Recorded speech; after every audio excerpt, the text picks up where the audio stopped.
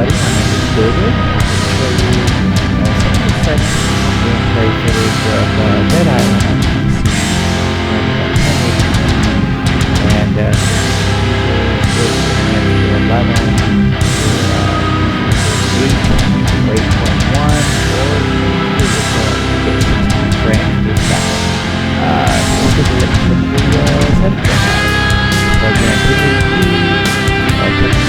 High, maxed out high setting.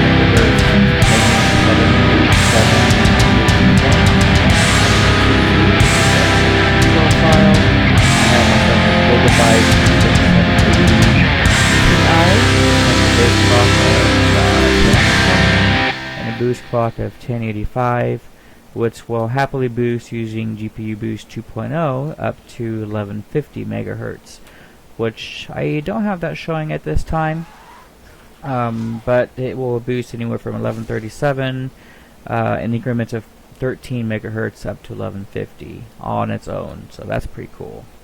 So just showing you some PC footage here of Dead Island. As you can see, getting over 200 frames per second no matter what I'm looking at, what I'm doing, it looks like here, so that's pretty awesome. There is a lot of gore in this game, a lot of blood, there's some cussing in this game, so if you're sensitive to that kind of stuff, you might want to turn off your monitor, close your eyes, or change to a different video, but here I am.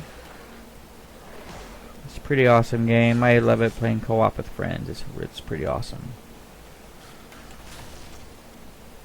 And I like doing hit shots, neck shots. It's pretty cool. And I don't know why you can't display 60 frames per second using Internet Explorer when you're using Windows 7, but it does seem to work with Windows 8 and 8.1.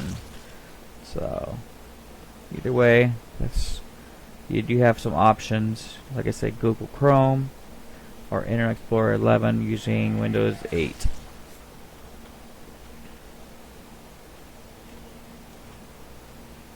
Anyways, look at that. All that blood. Want a piece of that? I don't think you do. You know, and I almost wonder if this sword I have, I found the sword near the end of the game, and I don't remember it being so powerful, but I did give it to somebody, and I don't know if they modded it or just copied it or hacked it, but take a look. I have in my inventory a mind-blowing Zed's Demise, and so it only takes or requires level 1 to use it. That's the first thing I noticed. I don't remember it being that way before, but I don't know. And then look at the damage. It's not that crazy. 164 plus 119.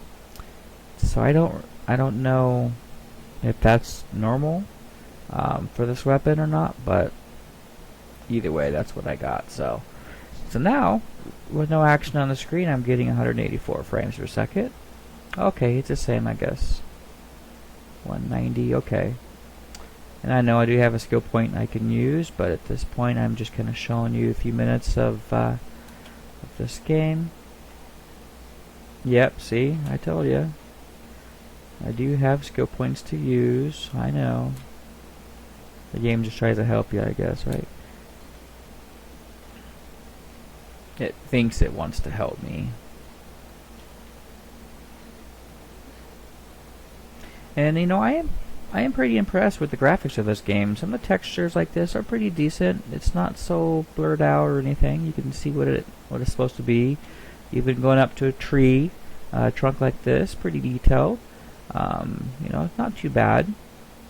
You know, this is a DirectX 9 game, open world sandbox, so you're going to expect some texture quality to be varied. Some is going to be pretty decent, some is going to be not so good, but all this to me looks pretty good. Now that there looks better quality to me.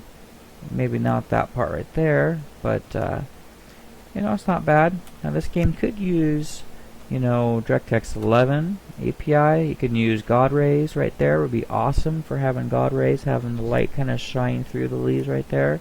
We can use tessellation on various parts like the tree trunks, like Far Cry 4 has. You can use all kinds of different shadowing. You know, advanced DOF for the better shadowing. You can definitely take advantage of, you know, remaking a game or redoing a game, something like this with better graphics.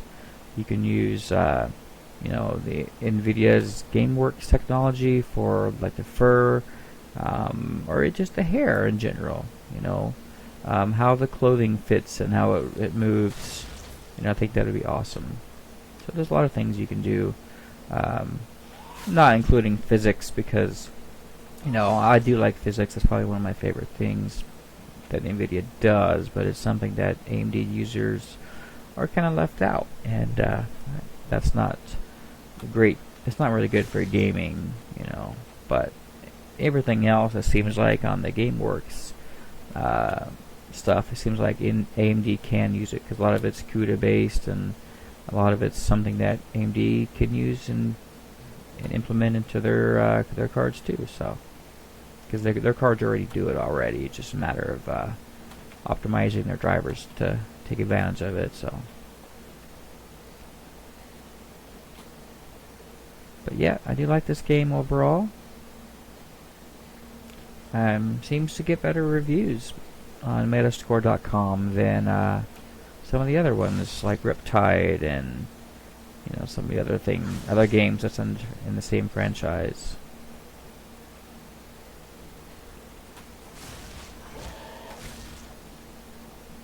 Let's see, still alive? Oh, not anymore. Look at all that bleeding out. That's crazy cool, I think. I love it. You know, still over 200 frames per second. You know, that's pretty good here. And this, my card here, it is faster than a stock GTX 980.